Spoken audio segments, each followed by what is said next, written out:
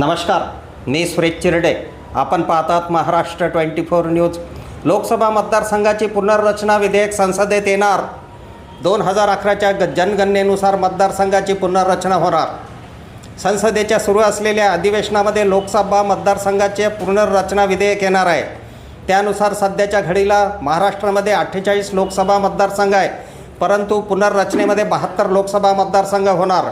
तर सध्याच्या घडीला 288 विधानसभा मतदारसंघ महाराष्ट्रात आहे. नवीन पुनर्रचनामध्ये महाराष्ट्रामध्ये 432 विधानसभा मतदारसंघ होणार आहे. महाराष्ट्रात 36 जिल्हे आहे, त्यामुळे 72 लोकसभा मतदारसंघ झाल्यास एका जिल्ह्याला 2 लोकसभा मतदारसंघ गृहीत धरता येईल. तर महाराष्ट्रात 358 तालुके आहेत, त्यामुळे काही तालुक्यात 2 विधानसभा मतदारसंघ होऊ शकते. यवतमाळ वाशिम लोकसभेचा विचार केल्यास विधेयक जर मंजूर झाले तर यवतमाळ व वाशिम वेगवेगळे लोकसभा मतदारसंघ होईल.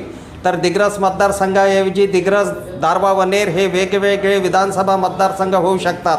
नवीन विधेयकामध्ये स्थानिक स्वराज्य संस्था निवडणुकीप्रमाणे लोकसभा व विधानसभा मतदारसंघामध्ये महिलांना आरक्षण मिळेल काय, हे सुद्धा महत्त्वाचे ठरणार आहे.